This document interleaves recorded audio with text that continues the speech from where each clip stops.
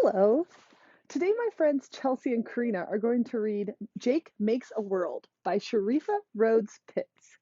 This story is inspired by Jacob Lawrence, who is a young artist in Harlem. Do you know where Harlem is? That's New York City. When Jake was 13, he moved to New York City in 1930. That's around when your great great grandparents were kids. And that's where our story begins. I'm Chelsea, and this is Kaya and Bear, and they're going to help me read today. In the morning, Jake watches the sun wake up. He makes a big stretch, and the sun stretches too.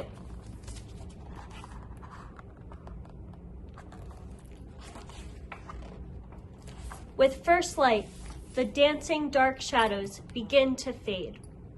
Then colors come again. Yellow, orange, and blue on the quilt that covers Jake and his brother in bed. Mother's paper flowers in pink and red.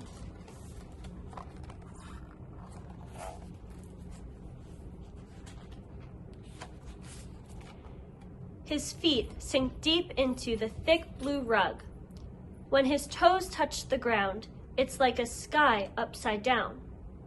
When Jake moved to this new city, this New York, to this neighborhood called Harlem to live with his mother again, these familiar things from his old home in Philadelphia greeted him like long-lost friends.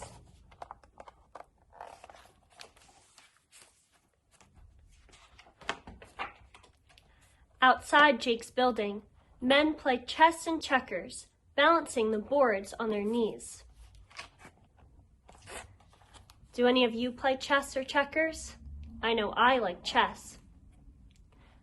Older boys sell fruit from a wagon or ice from a bucket, shouting for people to come down and get it. Mothers walk fast to work and more work. Signs promise home-cooked meals for 15 cents and a shoe shine to make you brand new.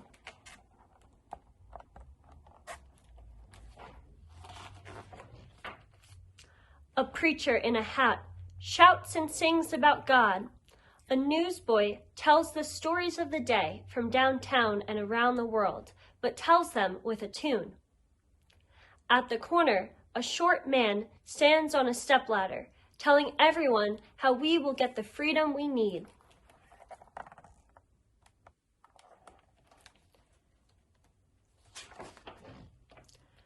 Most days after school, Jake goes to a place called Utopia Children's House.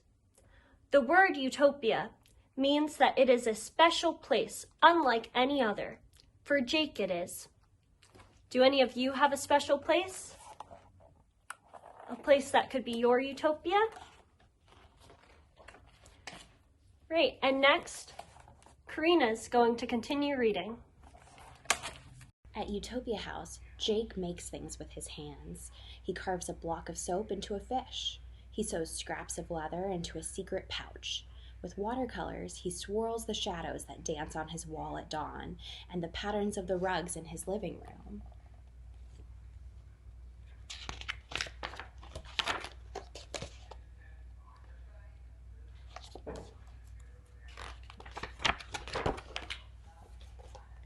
Jake takes a stick of charcoal and draws a pair of eyes to see everything the people on the street see. He draws one pair of ears to hear all the shouts and songs, one mouth to carry all their voices. All the faces Jake sees on the street become one face.